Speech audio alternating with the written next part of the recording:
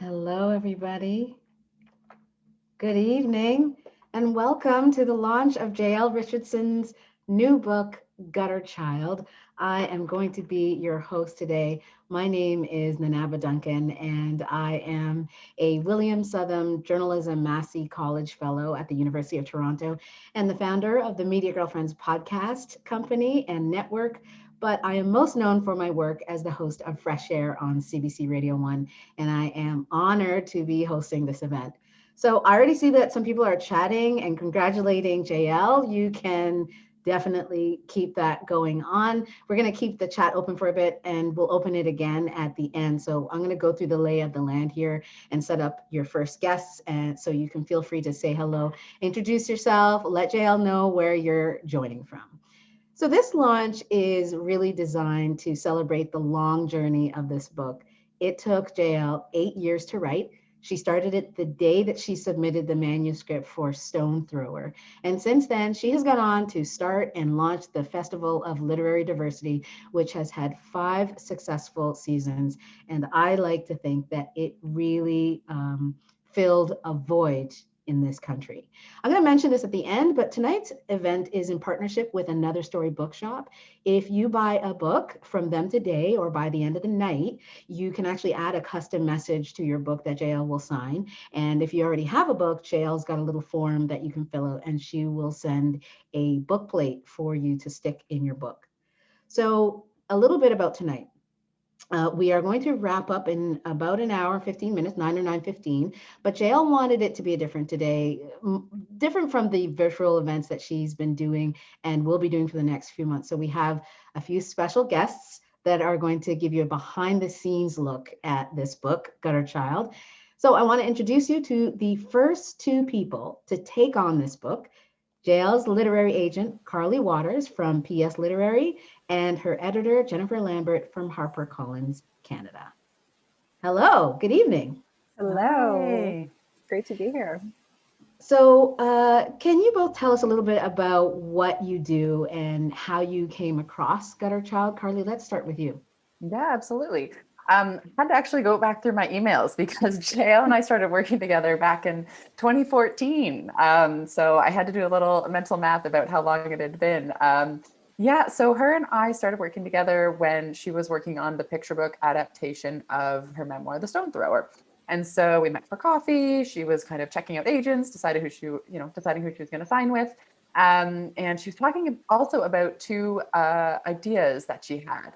One of them was The Fold, what was to become The Fold, and the other was this wonderful book idea. And so I thought, this is a really ambitious woman. This is a woman that I can Who get makes things behind. happen? That's I know. amazing. Yeah, yeah, and I remember saying to her, "That's ambitious," not, but I Carly, never did you doubted her. doubt? Did you That's doubt? the thing. I never doubted for a second. Like I've done a lot, as you can imagine, a lot of coffees and lunches with authors, and just the seriousness. Like she treated it like a proper business meeting, and yeah, she was all about the business and grilled me with some tough questions, which of course I appreciated, and just yeah, felt like we were going to be a fit for the long haul. So.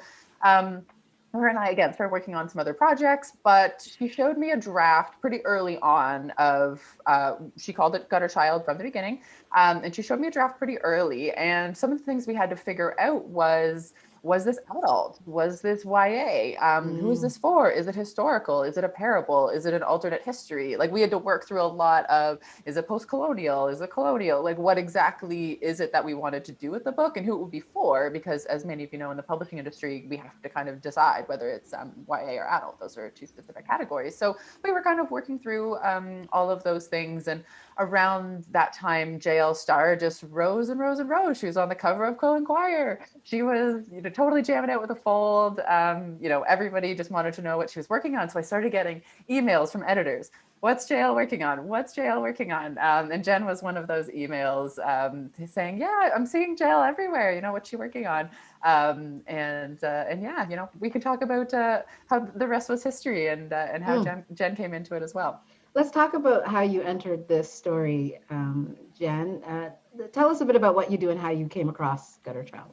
Sure. So I work at Harper Collins, obviously, and I'm one of the editors there. And I work on both fiction and narrative nonfiction. But I see, like Carly, a lot of manuscripts come in, both from agents and from author referrals. And plus, as an editor, you're always keeping your eye out in the literary world for people who are interesting. You want to know what they're doing. And of course, I knew about Stone Thrower and about the picture book. And of course, as Carly said, Jael's star was just rising. You know, she really was the centerpiece of the fold. She was doing amazing things. I so admired her as a person. So of course I reached out to Carly, being I'll call myself the smart editor that I am, to go out and go after smart people like Jael. So I wanted to know what she was doing and what she was up to express interest. So when it came in on submission, I was really, really keen right away because I admire Jael so much and what she was saying on a whole number of fronts. And I knew that she would be a great match for Harper Collins and what we could do for her. So then we got into the whole acquisitions process, which I know we're going to get to, but it was exciting for me to even have that arrive in my email. And so Carly and I were talking quite a bit when that was happening. I'm interested in the fact that there were people who, like agents and editors, who turned this down. They turned the book down. And so I'm curious what made the two of you say yes. Yeah, so I mean, Jael can correct me, but I don't think any other agent saw this book because it was so kind of in her head when we started working together. So I don't actually think any other agents saw it, but there were editors that saw it, and I did share it around at a state, which I told Jen, which I normally wouldn't send something out where I felt like there's work to do. Normally as an agent, the style of agenting that I do is, I try to get things as polished as possible. So I prefaced the submission with Jen saying, I know how excited you are. And it was 6 months probably after. I had to go back through all my emails. It was 6 months after Jen emailed me. I said, I have something for you. It's still, a bit, in the works, but we need an editor's touch, and Jael also really thrives when she's working in a close editorial relationship with somebody that really gets the book. And Jen, we went in for a meeting at Harper Collins, talked through all the ideas and our vision for it and what it could be. Jen sent her away with some notes, and I went on a very short maternity leave, and I came back, and I think we secured the deal. And my son is now 3, so that's how that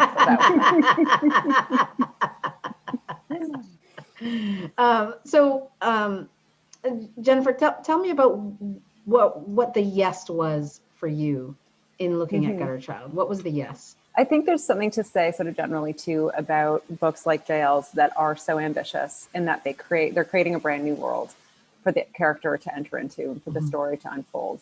And I think that those kinds of stories are really difficult to write because the world has to be both completely present and the rules have to be very clear, but yet it has to be invisible.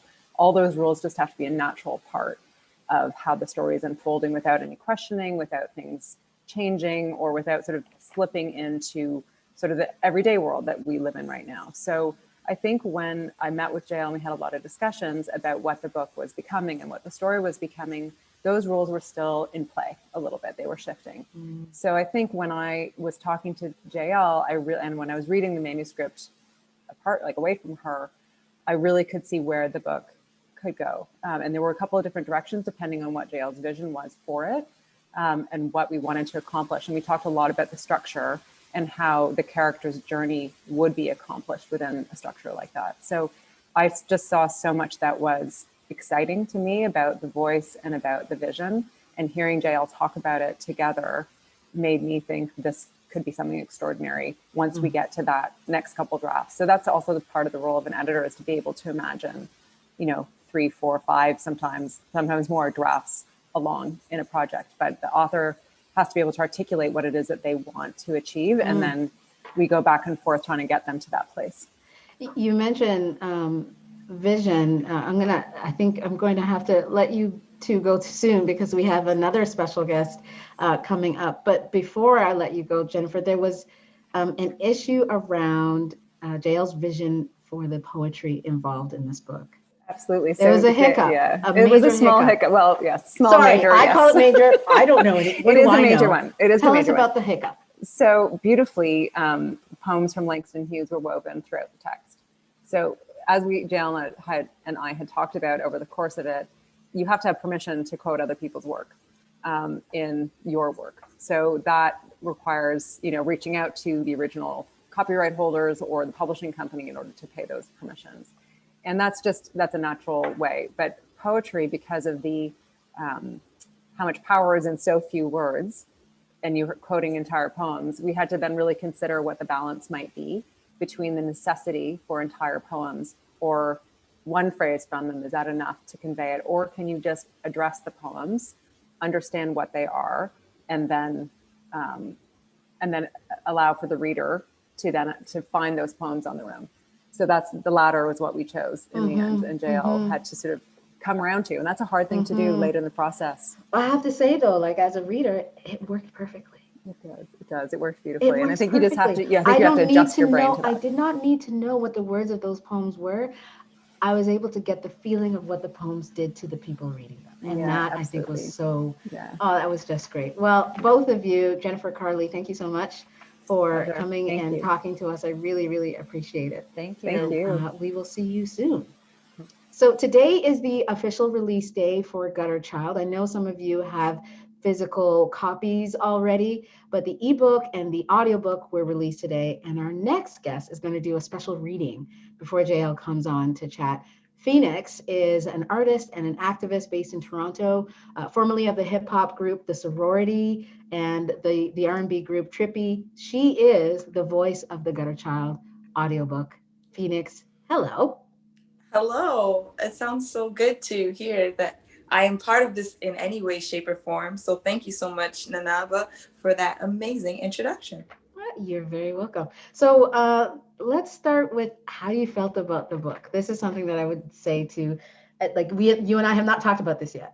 No, so you're actually the first person that I am talking to about having read this book who is not like Jael and her team. So I'm very curious to just like have this with you right now. What did you think?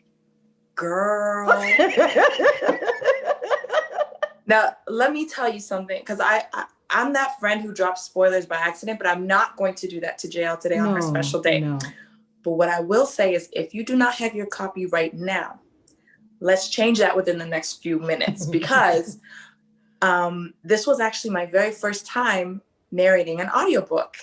And my mom used to call me bookworm back in the day because I would burn holes in my library cards and just always be asking her for books for my birthday, for Christmas, for everything. And as I got older-ish, I stopped reading as much. And I found it was just excuse after excuse. You know, we get older, we make excuses instead of time.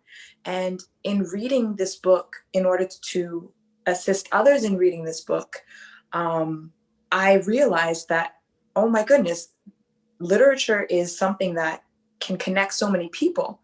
It was almost as if by reading the book, I myself was writing the book along with Jael, and I felt as if... Oh, that's interesting. Right. You felt like you were writing it with her. With her. And what made you think that? It was because of the way that the character formed throughout the book.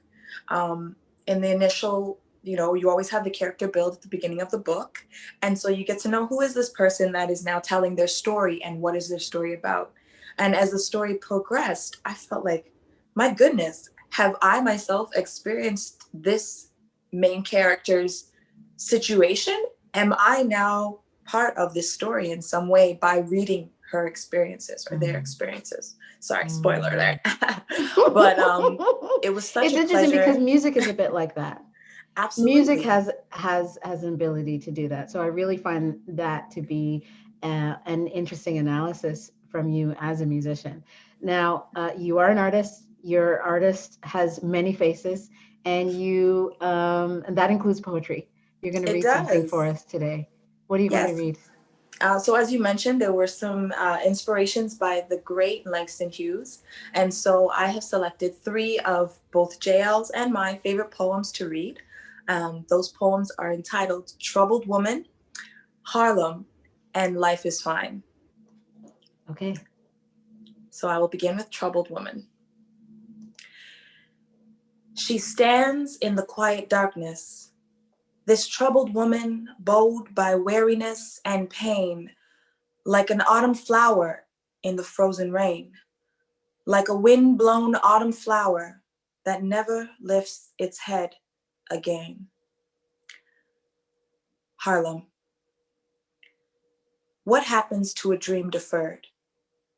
Does it dry up like a raisin in the sun?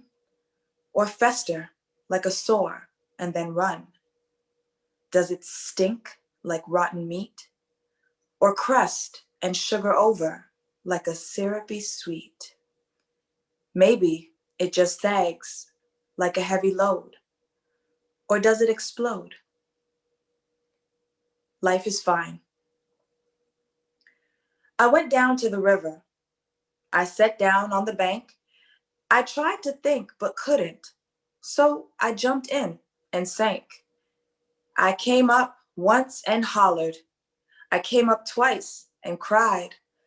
If that water hadn't have been so cold, I might have sunk and died. But it was cold in that water. It was cold. I took the elevator, 16 floors above the ground.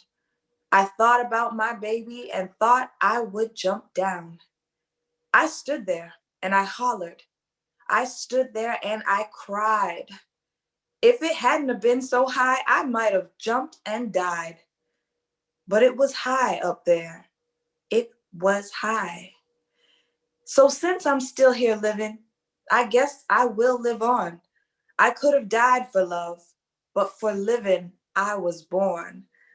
Though you may hear me holler and you may see me cry, I'll be dogged, sweet baby, if you gonna see me die. Life is fine, fine as wine. Life is fine. Thank you. Come on, Phoenix. Thank you so much. And again, those were poems by the great Langston Hughes. If you're going to pick up his books along with Jael's, you will definitely see the inspiration and understand the beauty in literature. So thank you so much. Thank you so much, Phoenix, for being here. Oh my goodness. We have to say goodbye to you, but we really, really do appreciate hearing you. And I can't wait to hear you in the audiobook. Congratulations. Okay, I think it's time to bring out our guest of honor. I have seen a number of these chats saying congratulations. We're all going to do it together. This is the author of Gutter Child, Jael Richardson. Hello.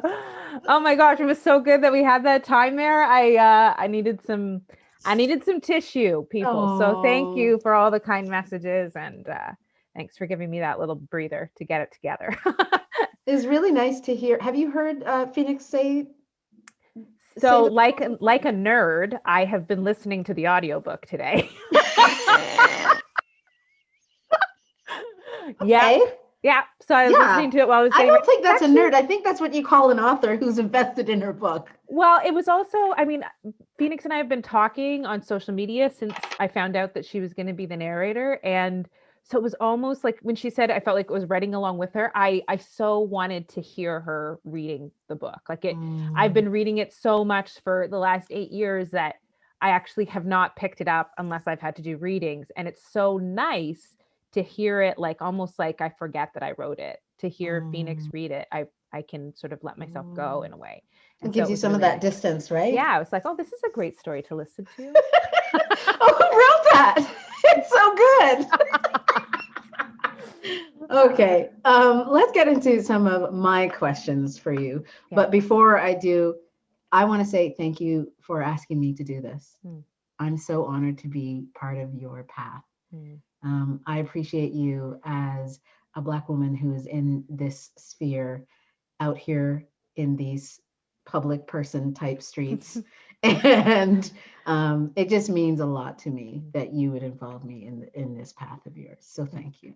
Thank you.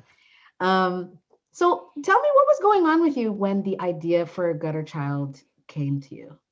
Yeah, I have the kind of writing, I don't know if other writers are like this, but how my writing has worked thus far is that as soon as I finished Stone Thrower, as soon as I submitted the final manuscript, which was like June 2012 or somewhere in there, I started writing Gutter Child, I think like that day or the next day. Like it was instantaneous. I knew that this is what I was going to work on.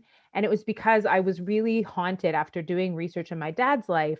There was this moment when I went to his hometown and we went to film the documentary.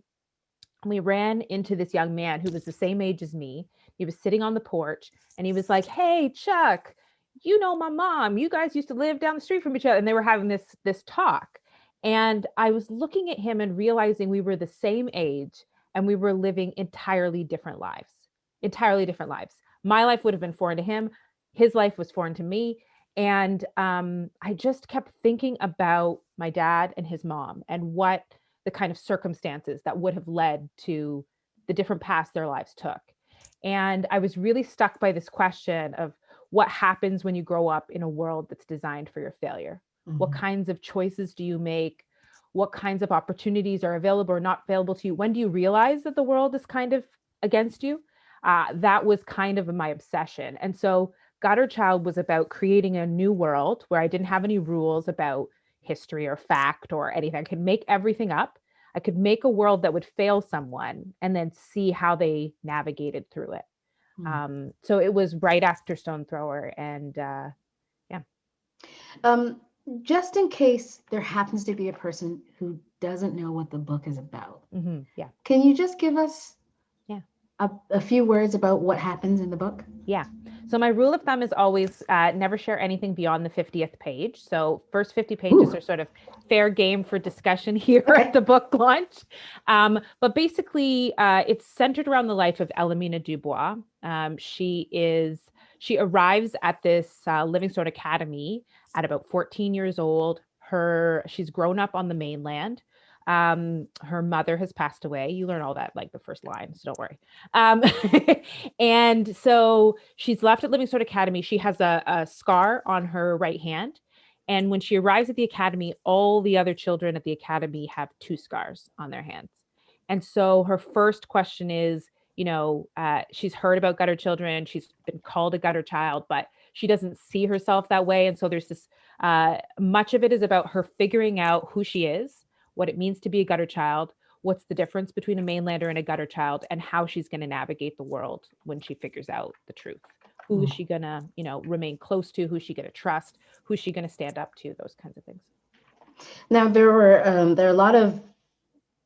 a number of characters to sort of feel attached to.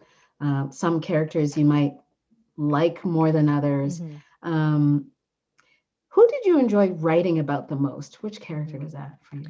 So Elamina was the way into the story for me. So she was like, I would say I felt like I lived in her life and I was very familiar with her. And I have obviously, because of that, I'm very fond of her. But I think as a writer, it's probably most fun. And she's probably the most similar to me in a lot of ways. But I think the character that's the most fun is probably Josephine, who you meet in the early pages as well. And I think it's because Josephine is perhaps kind of the opposite of Elamina. And she's constantly, pushing and challenging the way that Elamina thinks and sees the world in a way that I really enjoyed. Okay, we're going to leave it there. I have other questions about Josephine, but it's past the 50 pages, so forget it. You make... I'm not going to forget that you just said that you identify with Elamina, so that might come up soon again. But you make a little mention about skin color, but we learned that gutter people have varying shades of brown skin. So tell me about your decision around that. That was probably one of the hardest decisions I made in the book, and it's a decision that came back over and over and over again with every draft. Who am I talking about when we talk about gutter children, gutter people, gutter folks? I called them gutter people because I really wanted to play on the idea that we are often named things that are unpleasant. Racialized folks are often named things that are unpleasant and then asked to sort of be okay with that. And so I knew I came to a decision probably about midway that I was specifically thinking about the Black community. And I was specifically thinking about the different kinds of experiences within the Black community. And that gutter for me is a lot like the word Black. Black is not often used in a very positive light in other contexts. And yet we were called and named Black or Negro or whatever, all those things And it's a way of oppressing us, even just in our name and label. And so I really struggled with the term Black growing up for a number of reasons. Because of the word, I was growing up in church where they were always referring to Black as sin, as dark, as evil. And also because of just what society was showing me about Blackness on TV and how absent we were from other things. So I had a very negative view of my own culture, my own people, myself. And that, I think, is something I was thinking about when Elamina is trying to come to terms with what it means to be a gutter child and how she feels about her community. What was the question again? I think I went off. Doesn't matter. So doesn't matter. So what I'm finding really interesting here is that the word Black and the word gutter are just words, right? Yes. But we attach meaning to these words. And what I find really interesting is that just like in how our lives, the word Black, some people are afraid to say it. Yeah. But you're like, but I'm Black, like you can say it, it's fine. Yeah. But it's also used as a weapon when a person is deliberately trying to be mean to somebody. Yeah. In Gutter Child, it's similar, where you have mainlanders calling people gutter childs or gutters, even, I think, a couple of times. And but they are gutter people. It's just like the term is being used against them when it's just so. I found that part really fascinating. Now, you just mentioned being having relating to Elamina and how you sort of struggle with Blackness for a number of reasons. In the book, there is community, but it's like Elamina she finds community in this sort of awkward way. And I'm really interested in how you form that community through your own experience. Can you tell us about that? It's funny because I think probably I teared up the most when I saw, I have in-laws who are in Bermuda, and they said hello in the chat, and I just started to get choked up because I think for me, I have a very close, small nuclear family that I adore. We're super close. But we didn't have a lot of connections with other Black folks growing up in a lot of ways. And so when I got married, or when I met my husband, his family is gigantic, like the biggest. Like, my parents are both only children. His parents, one has like 13 siblings, the other one has 9. And so many cousins, I had to like make a map. Is this the Richardsons family? Yeah, the Richardsons. Okay, so I went to university with one of the Richardsons, so I know who you're talking about. Go on. The family spreads. And so for me, when I was around them, I remember being around them the first time as like a big family unit. And I remember being like, oh my gosh, what is this? Like, how can you all be family? How does this work? And how can you all just love each other in this particular, there's so many of you. And the way that they embraced me so early on, the way that they called me family, they call me cousin, they call me sister, they call me auntie, my nephews and nieces, my second, like everybody is just family. And I remember thinking, oh, this is what we've missed. This is what we've been missing. This is how I've been allowed in some ways to feel this way about myself, because I've been removed from a lot of this kind of community that's affirming, that says, we're beautiful, we're strong, we're smart, we're capable, all these things. And so I really wanted, that's what I realized in navigating this story and building this world. That's what I realized was so important. And it comes up very early in the book too, where Elamina has to figure out who her community is, who her people are. And it becomes integral to the rest of the story. And I think it's true of life too. Do you think creating Fold was your way of finding your people? I think it's funny. I think that, yes. I think that Stone Thrower for me was about finding myself and figuring out who I am and who my ancestors are and what that means to me and what it means to be Black and all those things. And I think that Gutter Child was my way of celebrating community, of understanding the importance of community, of understanding the importance of all the people who have held me up, past, present, future, who are carrying me along. It's so funny when you launch a book like this. it's such a lonely process. For 8 years, it's been rather lonely. I think over the course of those 8 years, maybe 5 people have read the book, up until it got to like the deeper publishing stage. And so it was lonely. Every decision was kind of made on my own. I would ask, my colleague Amanda would get these like random questions that she'd have to try to help me through, because she's also a writer. But like, she didn't read it until very recently. So it's been a very lonely process. And to see my family so proud and so excited and sharing the book today was like, it's real nice. I know you have a strong faith. Mm-hmm. So how do your Christian values figure in the writing of this book? Whew. Well, that one's a loaded one. So my faith has been a huge part of my life growing up. It was a part of what we did, but it was also a part of who I am. You know, I'm a person of faith. I believe in God. I believe in my purpose. I believe in all those things. And about halfway through, I was working on the book, and about halfway through, I came across a couple instances that I will call, for lack of a better term, a like crisis of faith, or a real problem with the institution of Christianity specifically. And a couple instances where the institution of Christianity, I felt, were really failing me and failing my community and failing my friends. And I didn't know what to do about it. I had been so entrenched in the institution as a part of my faith that without the institution, I wasn't quite sure what to do. And so I had a lot of wrestlings and rollings and thinking about, do I believe what I say I believe? And if I do, what do I do with this? Who do I celebrate with? Who do I congregate with if the people I've congregated with in the past don't care about my humanity as a Black person? And so what's interesting, and it's not a spoiler, but I will say the Healers is a group in the story. They were a group that were sort of, that I felt like I put in later in the game. That storyline came across later in the game because it felt really important for me to wrestle with it through the book.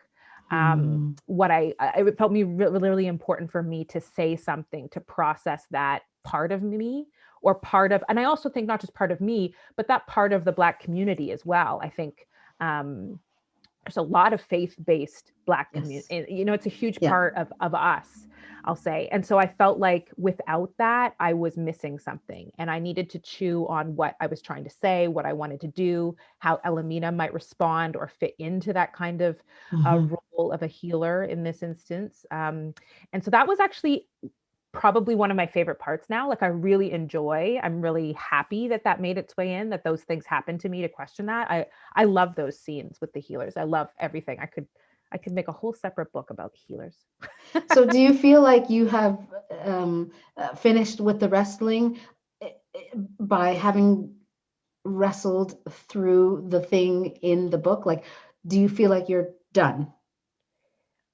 Faith-wise, yes. Like, I'm in a good spot faith-wise. Like, I feel very comfortable with who I am and what I believe. And I'm also just intolerant of any faith community that will not acknowledge my presence, my people, Black people, the importance of Black lives, the importance of apologizing for what's been done to Indigenous folks, the importance of being generous and caring and loving to the queer community that we've harmed dramatically in our actions. So I feel very confident about where I sit with my faith, and I love that it had a place in the book too.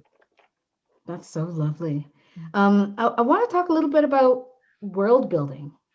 So there's You could say this. Yeah, go. Just go. Well, I'll work around. Okay. It's fine. So it got to a point where Elamina, I'm like, can I say the word runner? Okay, so Elamina becomes something that is called a runner, and it made me think about the systems that you had to put in place for communication among the gutter people. It also made me think about how you had to lock in a number of systems at the same time. So you have the system of communication among the people. You had the system of health. And then there's also the like the academy system. Yeah. How did you figure it out?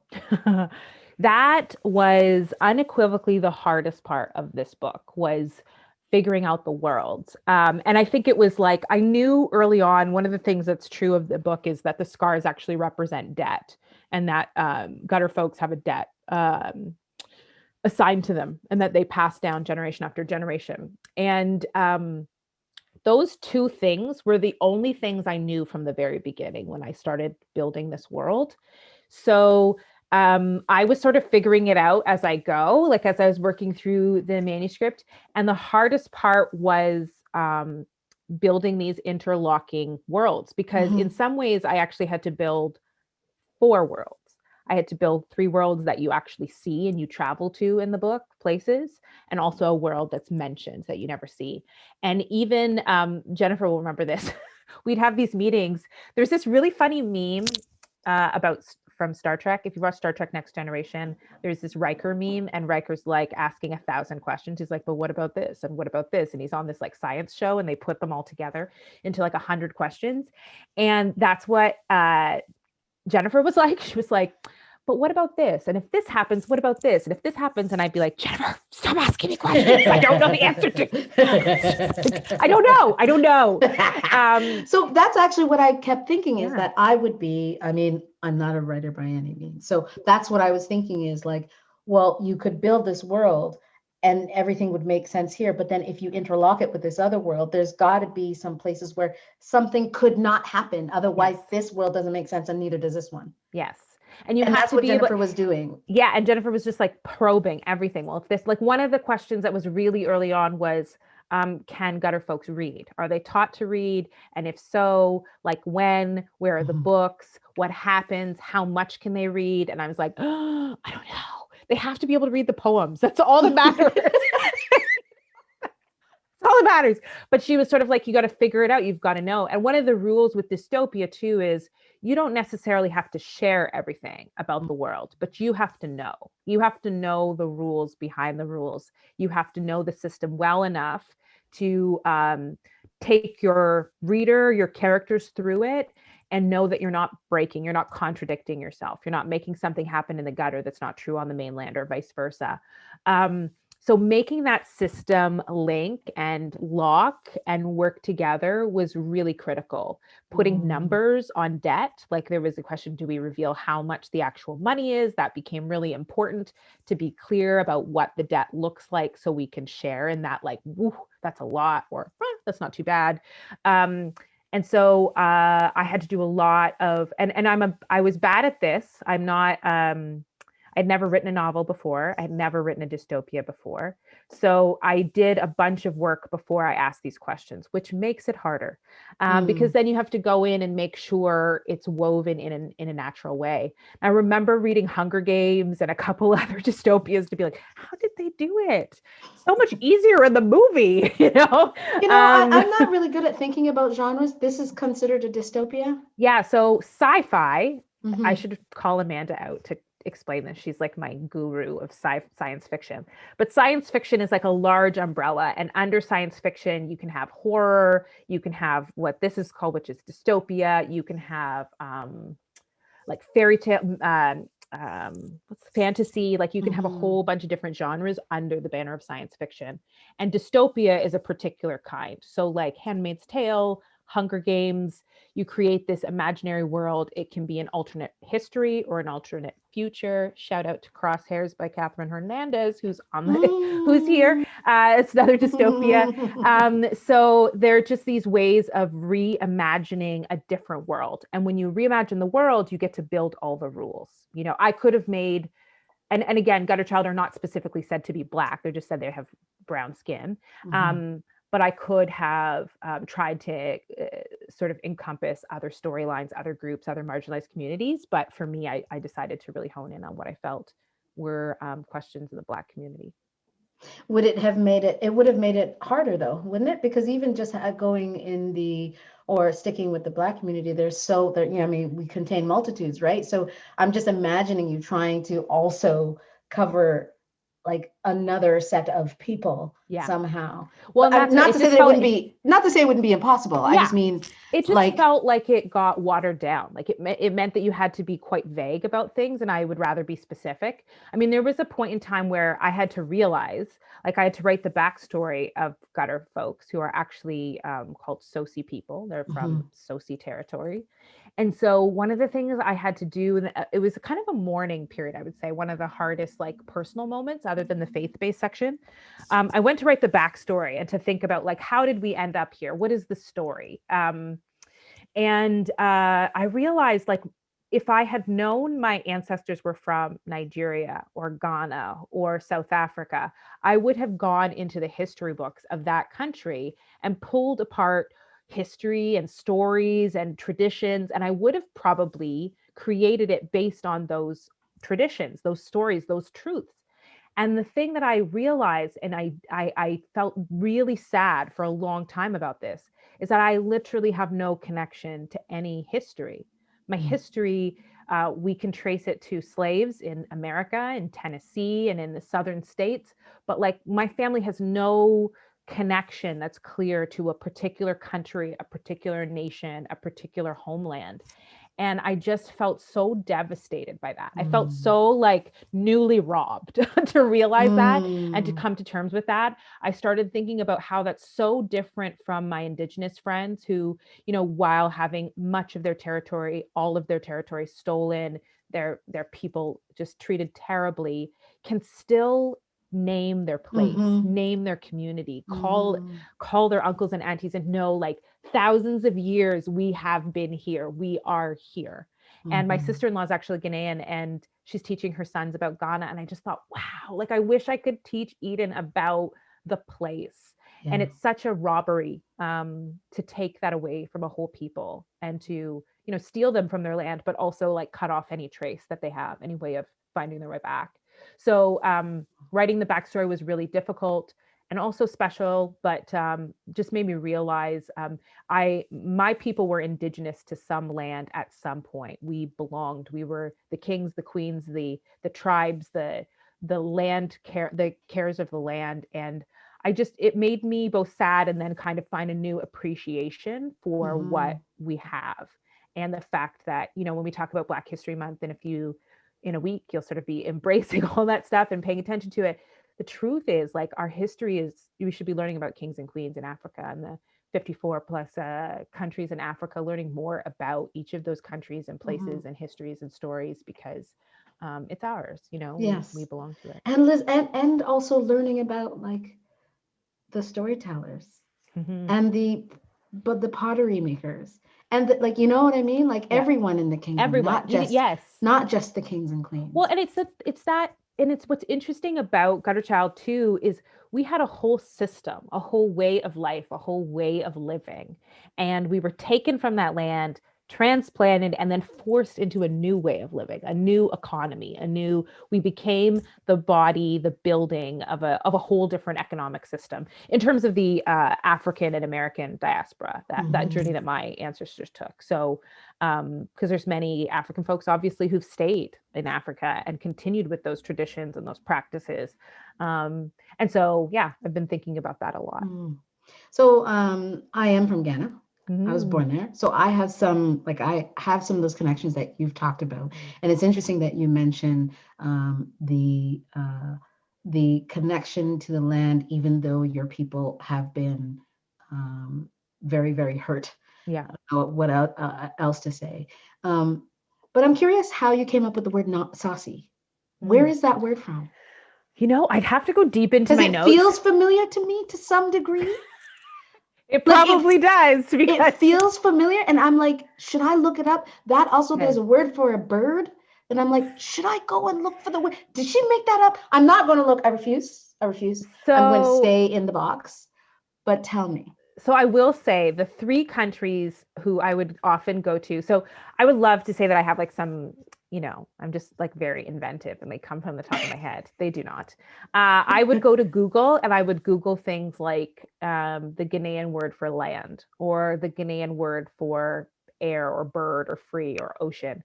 Oftentimes Ghanaian. I don't know. I'm living Is off my saucy a system. Ghanaian word? I don't think, no, they were never like direct words. I Okay. always changed the spelling or some of the pronunciations, but it always started with a word. Like if I do some digging, I could probably find out what the original word that I took it from was. But they usually have some connection to what I wanted it to really mean. Let's talk about Phoenix. Mm-hmm. What was the significance of having Phoenix be the voice of Elmina?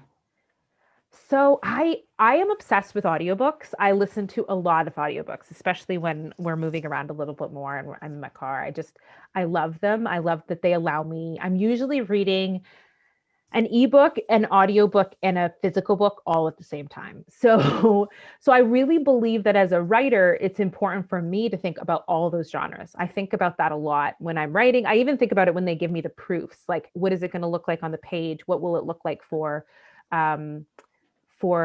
there was actually used to be quotes, I think, at the beginning of each section. And I took them out because I thought, when you're listening to an audiobook and you hear a quote, you can get lost. Like, what is that? Is that part of the story? So I actually took those out. So for me, it was very important to me that the audiobook was read by a Black woman, because Elamina, that's how I pictured her. And I was looking for that in the voice. I was looking for that kind of experience. It's hard to explain, but I'm sure most people would understand. There's just, even my voice doesn't necessarily definitively land somewhere, but I wanted the voice to be like, I don't know, there was just something I knew I was looking for. Mm-hmm. And they actually sent me the audition pieces. Like, I was so nosy. I was like, can I help pick? And so they sent them. They were Did you big get fans. to say to somebody, like, were you able to say to them, I want a Black woman for this? Yes. They asked me, like, and here's the thing, here's the reason. I'm a Black woman. I know there's not as many books, especially in Canada, being written by Black women, especially fiction. And often nonfiction is read by authors, often tend to. So there's less work that's being pursued specifically for Black women. It's less likely that a Black woman is going to get cast to read a book that features a white female character, right? So I wanted that. I asked for it. Then they sent me like 5 audition pieces, and I listened to all of them. And Phoenix, I knew right away when I heard it, and so did they. They were like, yes, and I was like, yes, and then that was it. And now, there's just such a gift listening to somebody else read your work. It really is. I'm excited. That is so great. So there is a, okay, I'm not going to read it, but I'm going to say at the top of page 171. She's past 50 pages, guys. I'm not going to say, We're going to give her grace. I just need to, I will paraphrase.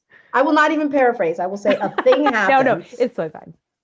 No, I really don't want to. I'm not going to ruin things for people. So you capture this feeling of not wanting to belong to the place where your people are from. Yeah. How did you do that? Can you read that line? Because I do think it's important. Really? Yeah. Read it. Because I remember there's something about it that I wanted to say, but I can't remember. Okay. No pressure. Now I'm like. Also, I think just on a side note, in terms of the form for getting a book plate, I think Amanda was going to try. If it doesn't work, just go to my website and there's a contact page, and just put everything you need in the contact page. Just make sure your name and your address are in the message, and then I will send you. I'll send you a card, and I'll send you a book plate. And that's if you're not buying through Another Story Bookshop, or if you've already bought the book. If you buy through Another Story Bookshop, you can get it written right inside the book. So yeah. I'm also being conscious of our time. We got time. We can go through this. Yeah. Okay. My brother wants So it's an actually the autograph. top of page 170. And this is Elamina talking, I suppose, to herself. But she's saying that she is shuddering at the thought of being so close to the gutter. Yeah. And this is where she's from. And yeah, I think maybe it struck me because I had to admit to myself that there were times that I too didn't feel quite proud of who I was or who I am or where I've where I'm from. Mm-hmm. There is something, I mean, deeply troubling when we think about it deeper and longer, about the way, you know, when we talk about systems, we talk about systemic racism, systemic injustices, all these sorts of things. When we talk about school systems and political systems, it's really important to understand that they were built by a particular group of people to benefit them and the things that were familiar to them. So, like, not to be too downer, but like a group of white men stole land, decided this was going to be theirs, then made the laws thinking about all the things that could harm them, could take away the land and the things that they had built for themselves. And so part of that system is about getting us, marginalized folks of color, to buy into that, to believe that like Canada is a great nation and make America great again. And, you know, these concepts are so important to keeping their power. And within that system, it requires us to, in a sense, hate ourselves, hate who we are, where we're from, where we've come from.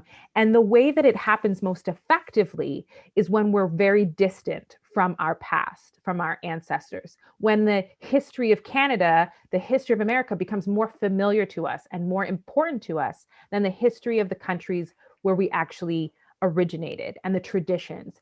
And we begin to look at our own traditions as somehow lesser, as somehow not as good, because Canadians do it this way, or Americans do it this way, or in this case, in the book, the mainland does it this way. And so for me, when you do that, I think for me, throughout my teen years, I was wrestling with that. I was wrestling with what I believed about Black people, with what I believed about myself, much of which was negative, or at least part of which was negative, and trying to like say, no, this matters to me. You call me like kind of Black, but I am Black, but also Black isn't a good word, like there's all these things that I was trying to find my feet in. And I was having to do it alone because I didn't have books like Gutter Child. I didn't have stories that really showed me the things I was wrestling with, that put those stories out in front of me. And so I think it was really important for me that Elamina really not feel like she was a part of the gutter system, that she wanted to remove herself from being a gutter child, and even from her soci roots. When she starts to understand what that means, I think there's still a discomfort for her around what that involves. And it's because it's so unfamiliar to her. She spent her entire life living in the mainland with a mainlander, being protected from a system that didn't want her. And so there's a lot of that, like, do I belong to them or do I belong to them? I mean, I belong to them technically because that's where I've lived, but like maybe I actually belong to them more. And there's all that going on. You mentioned the mainlander taking care of a saucy child, a gutter child. Yeah. There were themes that struck me as similar to transracial adoption. Did you look into that? Yeah, I mean, that was definitely a big part. When I was growing up, I had two really close friends that I went to church with. One was, she was white, and the other one was Black. She was from Haiti originally, and she had been adopted by a white family. And we were really quite close and had lots of discussions about identity. And there were so many things in those friendships that came out. Actually, the woman who is white has now adopted a child who's Black. And so we've had lots of conversations about what that looks like, about the complications. There's been some really beautiful and difficult discussions. And so I was definitely thinking about that. I was thinking about what it looks like when you're raised by another community, another culture, when you're raised outside of your community. What happens in that process. I was thinking about the kinds of things that every kid in those situations tends to go through, a desire to know their past, but also a fear of it, a desire to be grateful to the family that kind of took you in potentially, but also a resentment that kind of relationship was necessary.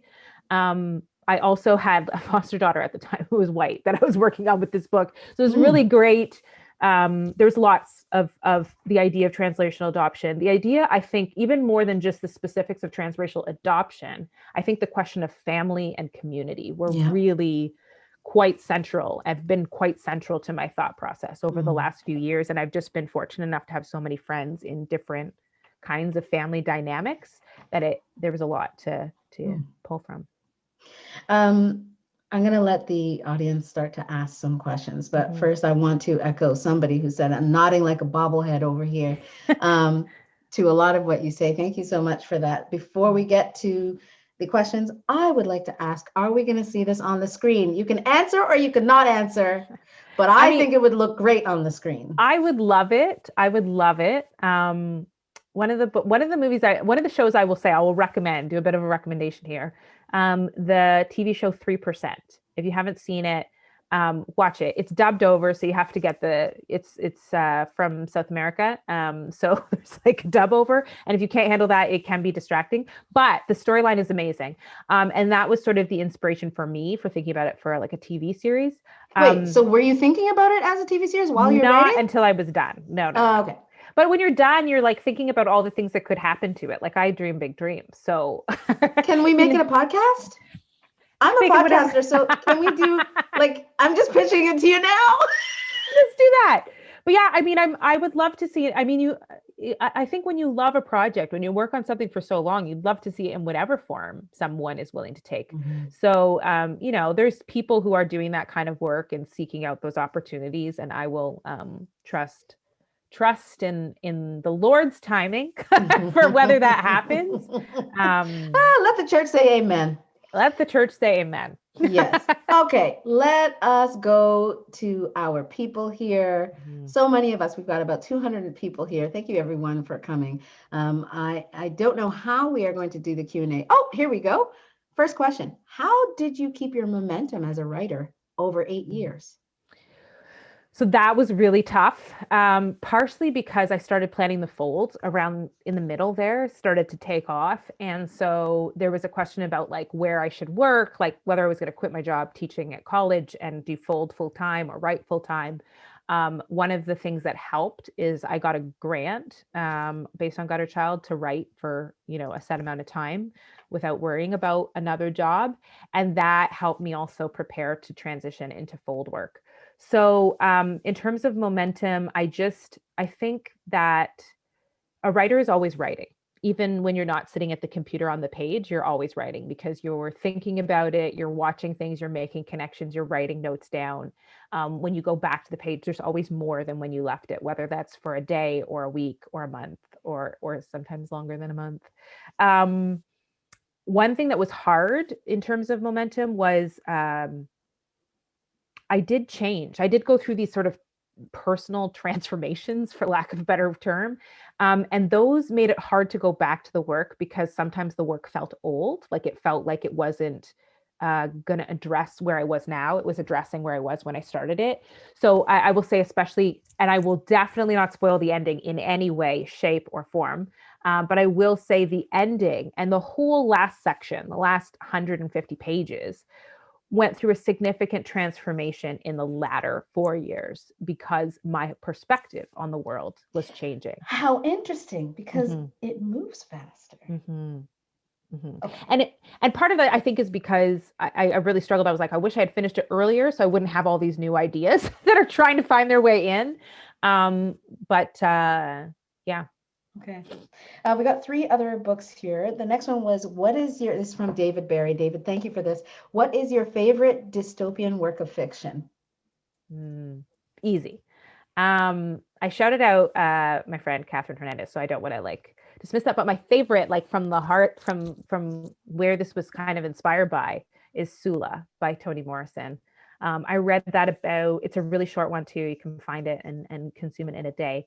I read it sometime around university, post-university, and I did not actually know you could write a book like that, like a dystopia. That one has the bottom and the hill, and the people on the bottom move to the hill and the bottom, and it's just really interesting. There's some similarities you'll see, but that was my inspiration for sure for Gutter Child. Mona says, thank you, or congratulations, JL. So very excited to read this book. In terms of thinking about the audience, YA versus adult, what helped you decide, and how did that then inform your writing process and the storytelling? Yeah, I mean, I'm so glad Carly brought that up because it's a walk down memory lane. Ugh.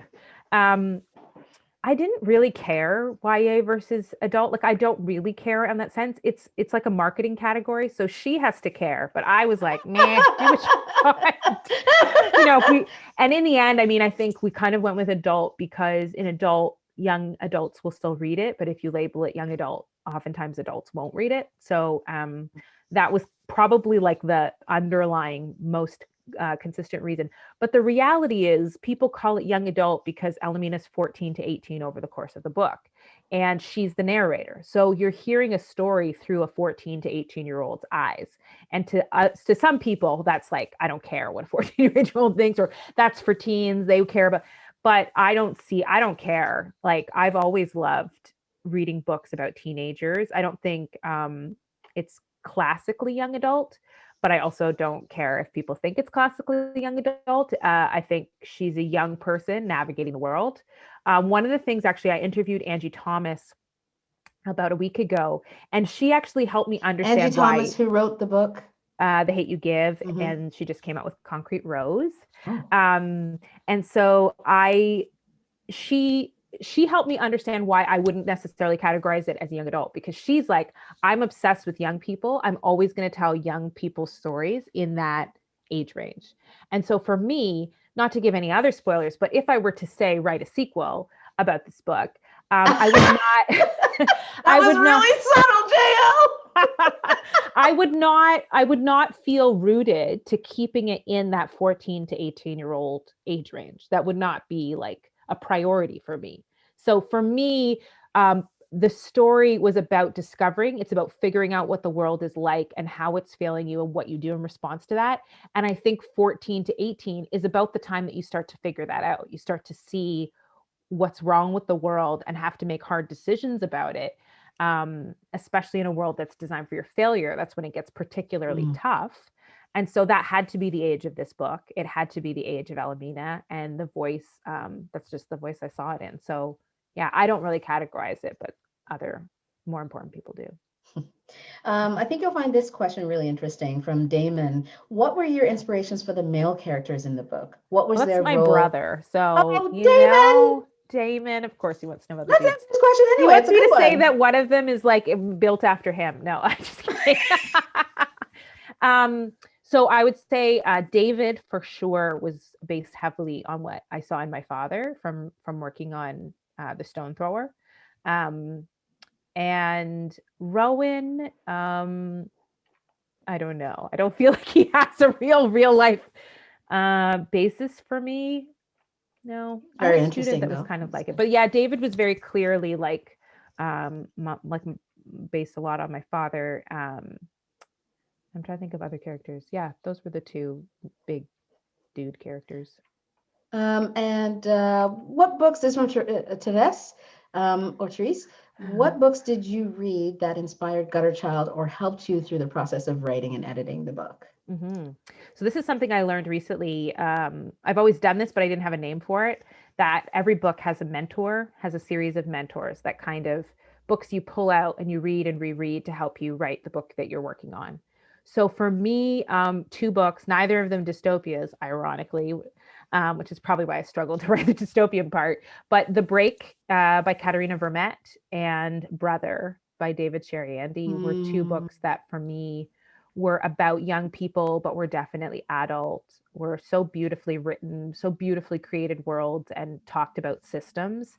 So they were often books that I pulled out. Those two, and then Sula, I had like piled up next to me, open, read, write kind of thing.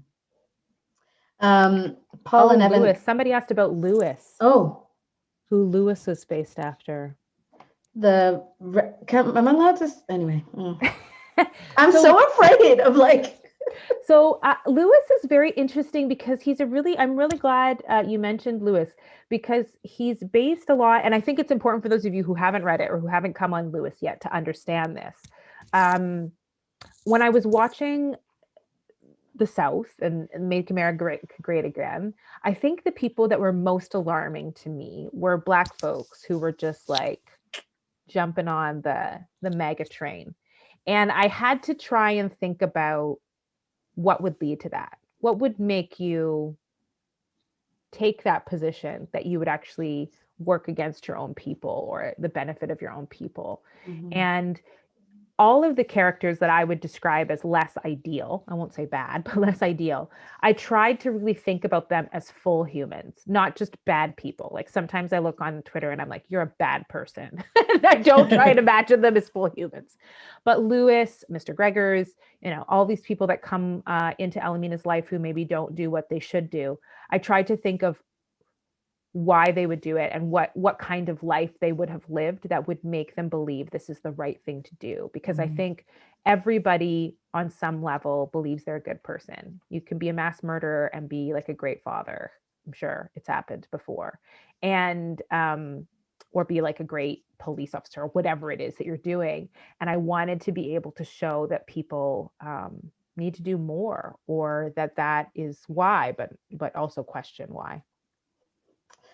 We've got quite a few here, so I'm just gonna cherry pick and I'm gonna like scroll. one I'm more. gonna do a One more? weird like scrolly thing. Okay. Robert Perrier. Once you put down the pen or close the laptop and the book was done, when you reflect back, how have you been transformed by Gutter Child, or what did you discover about yourself in the process? This guy's trying to take my job. Robert, excellent question. And it's a great wrap-up question too. Yeah. Yeah. So once I was done, what did I learn about myself?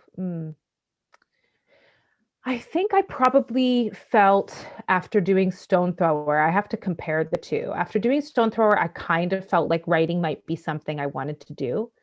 And I think after finishing Gutter Child, I felt like it was what I was meant to do, like really deeply meant to do. And also probably more so that I was good at it. I felt like I had done something good, and I tried to be, I didn't know if anybody else would think that. So that's the hard part. But I really personally felt like I was really proud of it. And I was really, it was something I did all in my head.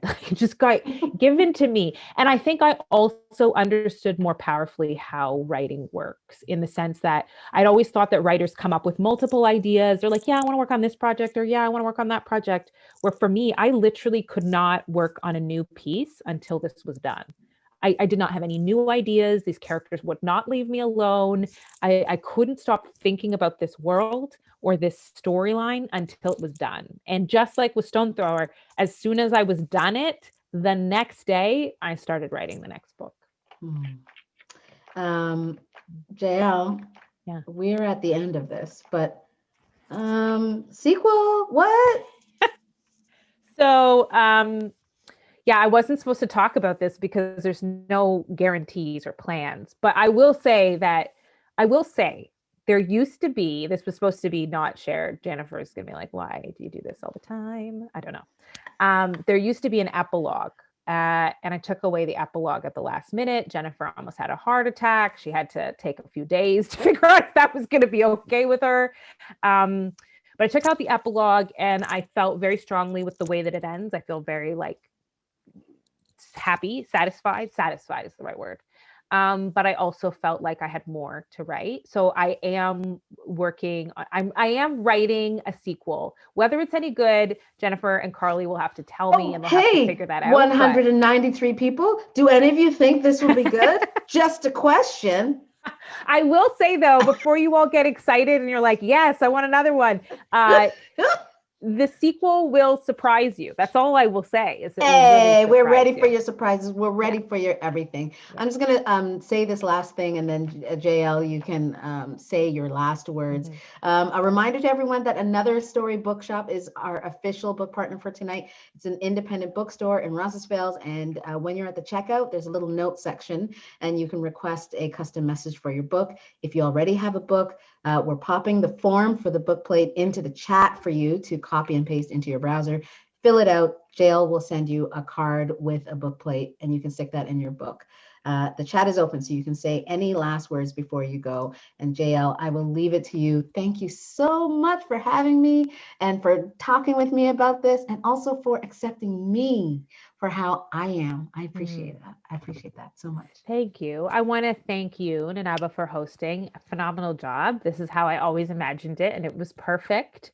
I also want to say a big, big, big love, big shout out to my partner in crime at work and in life. Not the married life, the other work life, writing life side. Amanda Leduc, who did all the controls tonight. And I want to say thank you to her especially, and give a shout out to her book, The Centaur's Wife, which I call an apocalyptic fantasy that's epic. So it comes out next month, so you can support her that way. I also want to say thank you to Cindy, my publicist, who was behind the scenes, who made all this logistically happen. Thanks to my family, all of them, immediate and extended. And I do want to say a special shout out, check out the acknowledgements at the back, because there's a number of people who were really instrumental to this book that I get to shout out there. And tonight I'll forget all of them, or most of them, because that's just how my brain works. Thanks to Jen and Carly, obviously. I want to say one more thing in terms of Fold. If you're a teacher, we do have youth programming that we're going to be doing at Fold. And I just want to give that a shout out now. We're trying to get with boards to arrange tickets for your students, but also individual teachers will be able to book events, and a bunch of diverse authors, amazing storytellers. So join us at the Fold. Thanks, Ardo, for putting the link in. That's a good teammate. Yeah. So some of you were asking, Another Story Bookshop is the name of the bookstore, Another Story Bookshop. And the link and is you can go to my there. website and the contact page if you want me to send you a card with a sticker that you can put in the book. I think that's it. All right. Well, good night. Jael, I will see you again. Goodbye, See you everybody. soon. Bye. Bye. Oh, and check out the events page for other events coming up. I should say, Amanda and I are actually going to appear on a panel later in February called Brave New Worlds, where we talk about world building. So if you were interested in that part, you can go to the events page and register for that now. And then I'll be posting new events that are coming up. I'm doing a Black History Month event for elementary students and one for secondary students with my brother interviewing me. And that'll be happening in February and going up on my website soon. They're both up there actually already. Cool. All right. I think this is a for real bye now. Bye-bye.